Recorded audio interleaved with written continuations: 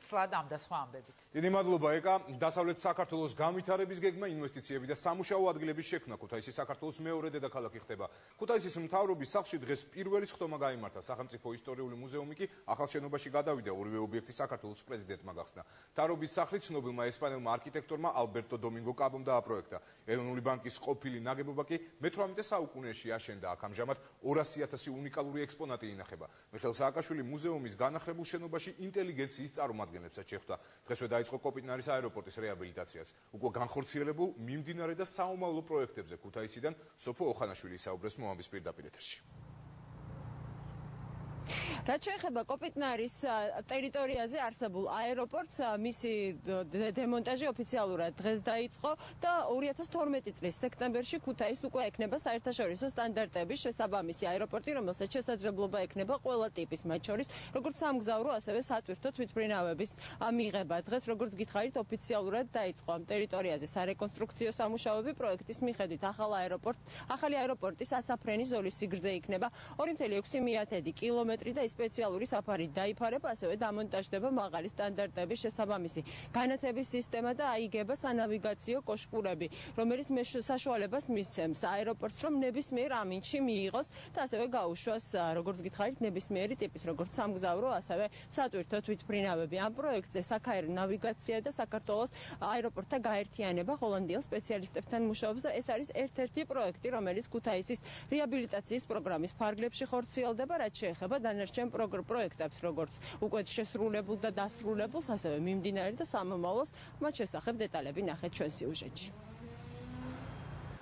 90 წლის შემდეგ ქუთაისის სახელმწიფო ისტორიული მუზეუმის უნიკალური ექსპონატების ნახვა მსურველებს ახალ შენობაში შეეძლებათ. მე-19 საუკუნის ნაგებობა, რომელშიც თავდაპირველად ქუთაისის ურთიერთმდობის ბანკი იყო განთავსებული, ქუთაისის რეაბილიტაციის პროექტის ფარგლებში განახლდა. 200,000-მდე ექსპონატი განახლებულ შენობაში მნახველებს ელოდება. სახელმწიფო ისტორიული მუზეუმის განახლებულ შენობაში დღეს საზეიმო გახსნაზე საზოგადო მოღვაწეები და მწერლები შეიკრიბნენ. მუზეუმის გახსნა მათ საქართველოს პრეზიდენტმა მიულოცა. ეს მართლაც ძალიან კარგი დღეა ჩემთვის. კარგი დღეა იმიტომაც, რომ ქუთაისი დახვდა, არა იმიტომ მხოლოდ, თუმცა ესეც კარგია, რომ ძალიან კარგი, ძალიან მზიანი, ძალიან თბილი ამინდით. თავარი მაინც უფრო ეს არის განათებული სახეები ქუთაისელების. და ასევე მინდა ვთქვა, რომ დღეს პირველი ძალიან მნიშვნელოვანი ეტაპი არის ჩვენი მიერ გამოცხადებული პროგრამის ამ რამდენიმე წლის წინ ქუთაისის მეორე დედაქალაქად ქცევის, კერძოდ საქართველოს მთავრობის სახლი იხსნება ქუთაისში და ეს არის მოსამზადებელი ეტაპი მხოლოდ იმისა, რომ საქართველოს პარლამენტი გადმოვა ქუთაისში, მთლიანად ეს იქნება ერთადერთი ადგილი, სადაც იქნება საქართველოს პარლამენტი. და მომავალ წლის 26 მაისს გაიხსნება საქართველოს პარლამენტის პირველი სხდომა ახალ შენობაში, რომელიც იცით, რომ შენდება ავტოქარხნის დასახლებაში ქუთაისში. ეს არის მნიშვნელოვანი არა მხოლოდ ქუთაისისთვის პარლამენტის გადმოსვლა, არამედ ეს არის ძალიან მნიშვნელოვანი წყალტუბოსთვის, ბაღდადისთვის, ვანისთვის, ხონისთვის. ქუთაისს ყოველთვის ყავდა აბსოლუტურად გამორჩეული ინტელიგენცია, ინტელექტუალები, მოაზროვნე ადამიანები, შემოქმედები, ქართული საზოგადოების აზრის თავარი ღერძი მე ვფიქრობ გადის სწორედ ამ მოღვაწეებზე, რომელიც ჩვენ ქუთაისმა. მუზეუმის ცხოვრების გზის დასაწყისიც მათ ამ მოღვაწეებს უკავშირდება. ჩვენგან ეკუთვნის მადლობა ყველა იმ ადამიანს, ვინც რუდუნებით ატარა ეს მუზეუმის შენობიდან შენობაში. აგროვა თითოეული ეს ექსპონატი. დროებით თავშესაფრებში ეს მართლა ძალიან ბევრი რელიკვია, ფასდაუდებელი ოქროს ფონდი. ძალიან ბევრი საინტერესო რამ, რაც განასახიერებს ქართული კულტურის ყველა მნიშვნელოვან ეტაპებს ჩვენთვის.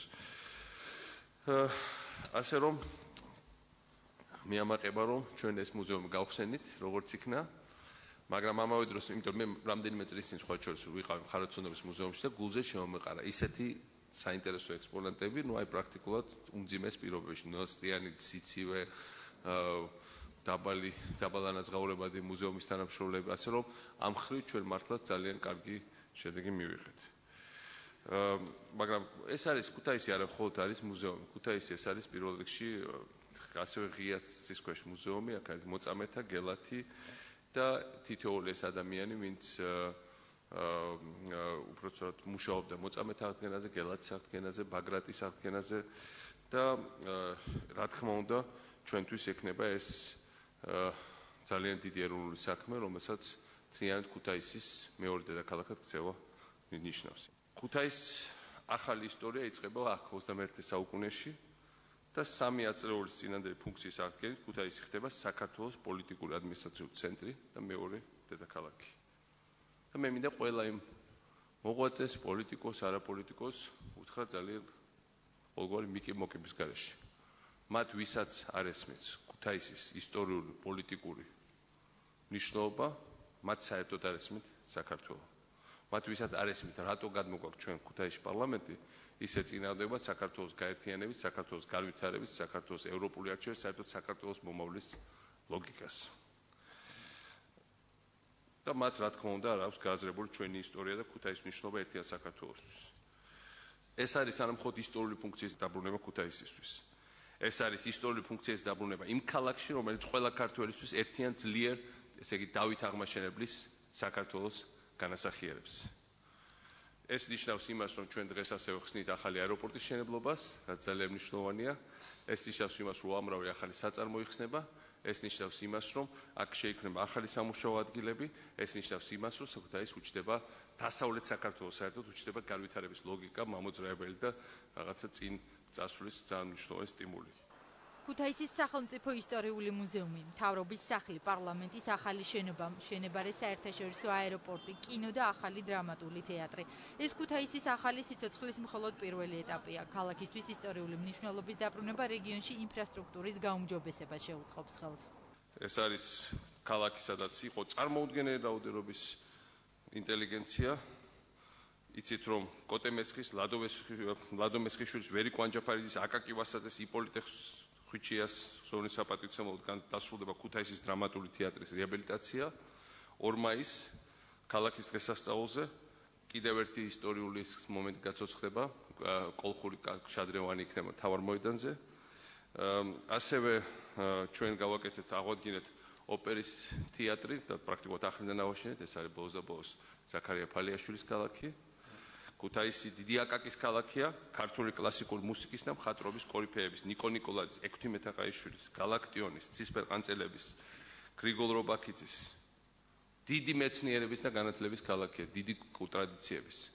სხვა შორის ცისფერ ყანწელების კაფე ეხლაც არის თეთრხიდთან იცით, რომელიც თავისთავად განასახიერებს ქუთაისის ძალიან ლამაზ სახეს და ეს არის რომ ქალაქ შეუძლია მითების შექმნას, მაგრამ და უმღეროს, მაგრამ ხიდს. თუმცა აქ არის ასევე ლეონის აშენებული ჯაჭვის ხიდი, რომელზეც გადაულია ყველა დიდ მოღვაწეს, რომელიც აქ არის.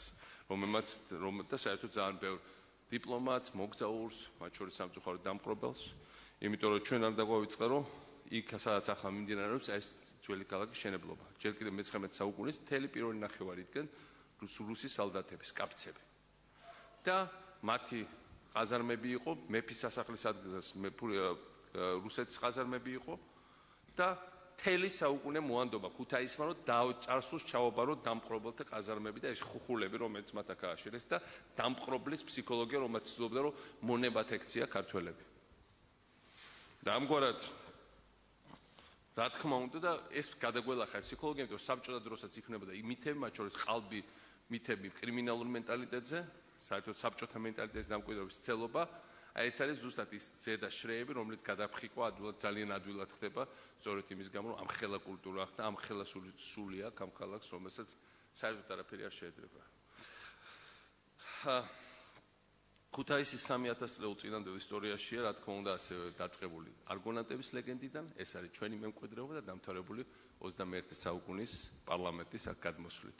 მე ვფიქრობ, ქუთაისში ამ ყველაფრის შექმნა ნიშნავს ასევე ძალიან სერიოზულ შანსს ჩვენი ახალი თაობებისთვის, დასაქმებისთვის, ახალი საწარმო შექმნისთვის, ინვესტიციების ჩადებისთვის, მთელი მსოფლიოს განვითარების ზღვის მიმართულებით და ქუთაისი ყველაზე ახლო დიდი ცენტრია სწორედ შავ ზღვასთან, ესე იგი ჩვენ სატრანზიტო გზებთან და ეს მნიშვნელოვანია, როცა ვლაპარაკობ, რატო გადმოდის აქ პარლამენტი, რატო იხსნება დღეს აქ საქართველოს მთავრობის მეორე რეზიდენცია, რატო გაიხსნა იუსტიციის სახლი, რატო გაიხსნა სხვა მათ შორის ცენტრალური წყევები, მაგალითად საგზაო დეპარტამენტი რატო გადმოვიდა აქეთ.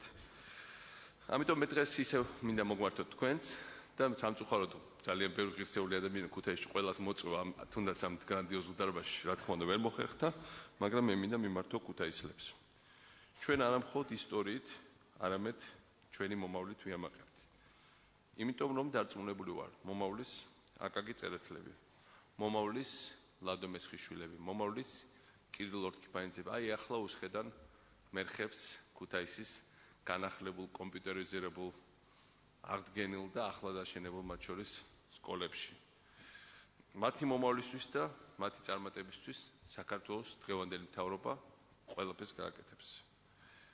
ჩვენ ერთად უნდა დაუბრუნოთ ქალაქს მისი ისტორიული მნიშვნელობა და ფუნქცია და რაც დავარი ამ მეშვეობით ახალი ენერგია, ახალი სისხლი, ახალი ენერგია მივცეთ, ახალი სისხლი გადაუსხათ ქართულ სახელმწიფოს, საქართველოს განვითარებას, ჩვენი ბევრად უკეთესი მომავლის ყარის საფუძვლის შესაქმნელად.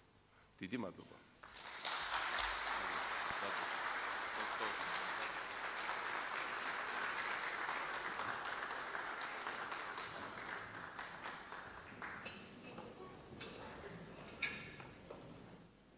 ქუთაისის რეაბილიტაციის ფარგლებში ქალაქის ინფრასტრუქტურაში ინვესტიციას კერძო კომპანიებიც ახორციელებენ. 2012 წლის იანვარში უკვე პირველ მაყურებელს მიიღებს ახალი კინოთეატრი, რომელიც 3 კინოდარბაზ, ბოულინგ ცენტრს და საბავშვო გასართობ ცენტრებს გააერთიანებს. ჩემ გადაღებას ჯობია ეს გადავიღოთ, იმიტომ რომ ეხა ქუთაისს რაც ეძლევა კიდე ეს არის აი გრანდიოზულობა რა. იმიტომ რომ ეს სული რომელიც ამ ქალაქშია, ჩვენ ვიცოდეთ უბრალოდ ისტორიის წიგნებიდან, ხო? და მასშტაბი პრაქტიკულად ჩაკარგული იყო. რეალურად იმის გამო რომ ეკონომიკური ფუნქცია დაეკარგა, სუფთა ურბანულად თანდათან გადაიქცა ამხელა მნიშვნელობის ქალაქი უბრალოდ ძალიან დიდ სოფლად. და ეს არ იყო სწორი. და მე ვფიქრობ, ეს რაც ხდება, აი ეს შენობები არის ხო დასაწყისი. ეს არის კერძო ინვესტიციის დაშენებული, ეს არ არის სახელმწიფო შენებლობა, თუმცა რა თქმა უნდა ჩვენ ვაკონტროლებთ ყველა ამ პროექტს და ჩვენ თავაზობთ ამ პროექტებს და ჩვენ გვაქვს ქალაქის განვითარების გეგმა და როცა ქალაქში აი ბევრი ასეთი შენობა იქნება, ეს როცა ეს ქუჩები რომელიც ჩვენ გავაკეთეთ საკმაოდ ხელოვნურად გაცოცხლდება და ცოცხლდება უკვე კაფეები გაიხსნება, მაღაზიები გაიხსნება, პატარა საწარმოები გაიხსნება, ესე ხალხი დასახლდება, შემოსავალი შემოფული ტრიალებს ტურისტები ივლიან. ეს არის ის რაც ქალაქს აძლევს სიცოცხლეს.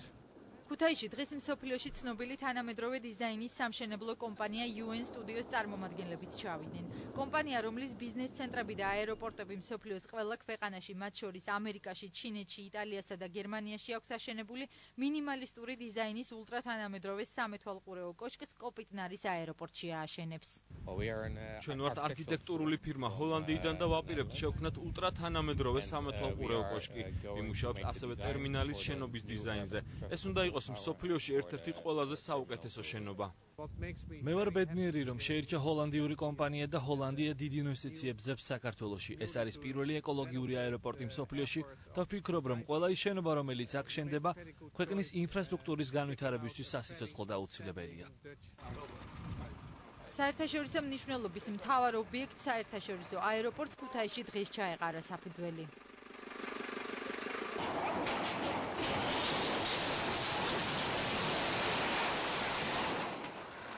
ძველი საბჭოური კონსტრუქციის პირველი კედელი დღეს სიმბოლურად პრეზიდენტმა დაანგრია და ამით საფუძველი ჩაუყარა მსოფლიოში პირველ ეკოლოგიურ აეროპორტს. აეროპორტიდან საერთაშორისო რეისების შესრულება უკვე მომავალი წლის ზაფხულიდან იქნება შესაძლებელი. ახალი აეროპორტი იქნება ამიერკავკასიაში ყველაზე დიდი ტერმინალი და საერთაშორისო რეისების გარდა ის სარეზერვო მნიშვნელობასაც შეიძენს.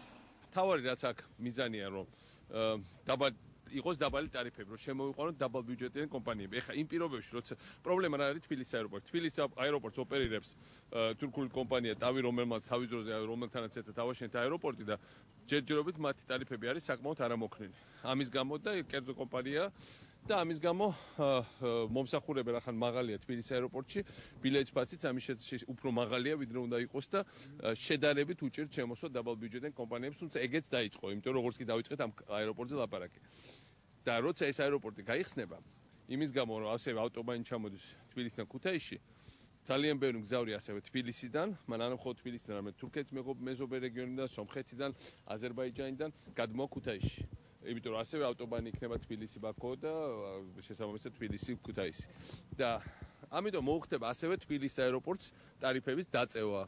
იმიტომ რომ ხალხმა უნდა იფრინოს იაფად. ჩვენ მაღალი შემოსავლები ქვეყანაში არ აგვაქვს, მაგრამ ხალხმა უნდა ბევრი მოგზაუროს, იფრინონ, ბიზნესი აკეთონ, ისწავლონ, უბრალოდ ტურიზმის იაროს და ამისთვის ქუთაისი გახდება ძალიან დიდი სტიმულის მიმცემი. არა მხოლოდ ქუთაისთვის, არამედ დანარჩენ საქართველოსთვის, იმიტომ რომ აქ უნდა შემოიყვანოს სწორედ ესეთი ბევრი იაფი ტარიფიანი კომპანია და ყველა სხვა აეროპორტს ასევე გაუწიოთ ისეთი კონკურენცია, რომ ვერავინ ვერ გაბედოს ბილეთების ხელოვნურად გაძვირება. 4 ქართული კომპანიაა მშენებლობაში ჩართული, არის ჩართული უცხოური არქიტექტორები, ამ არქიტექტორებთან ერთად მუშაობს ერთი ქართველი, რომელიც ამ გუნდში მუშაობს ჰოლანდიელებთან ერთად.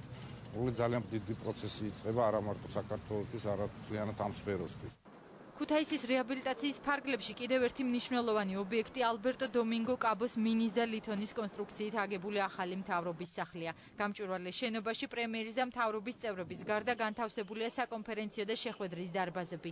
შენობის გარეთ კი მოეწყო ხიდი, სკვერები და დეკორატიული განათება. პროექტზე რეგიონული და ინფრასტრუქტურის სამინისტრო 8 თვის განმავლობაში მუშაობდა. კიდევ ერთხელ დავწმუნდით, ხართულ კომპანიებს ძალიან ხარისხიან მშენებლობად შეუძლიათ.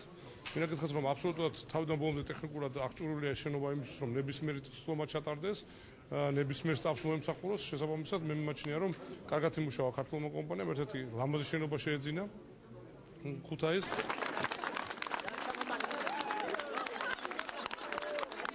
ქუთაისში მთავრობის ახალ სახლთან დღეს პრეზიდენტს უამრავი ადამიანი ელოდა. ქუთაისლები ამბობენ, რომ ქალაქისთვის ისტორიული ფუნქციის დაბრუნება მთელს რეგიონზე დადებითად აისახება. დავით აღმაშენებელმა მე-18 საუკუნეში განახორციელა რეფორმები და ყველა რეფორმა მიზნობრივად წარმართა მთავარი მიზნისაკენ და მან გაიმარჯვა. რეფორმები, რომელიც გატარდა და ტარდება საქართველოში, სადღაც გავს ერთმანეთს, იცით და მე მჯერა, რომ ეს კანონზომიერად იქნება მიმართული მთავარი მიზნისაკენ და არის მიმართული მთავარი მიზნისაკენ, რომელსაც საქართველოს გაერთიანება ჰქვია. ახალი მთავრობის სახლი, სადაც დღეს პირველი მთავრობის ხდომა გაიმართა, საზეიმო ვითარებაში გაიხსნა.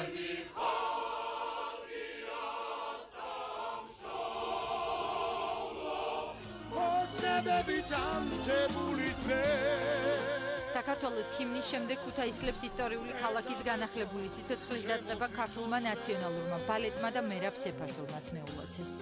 ქუთაისო ჩემო დედულათო, ქუთაისო ჩემო.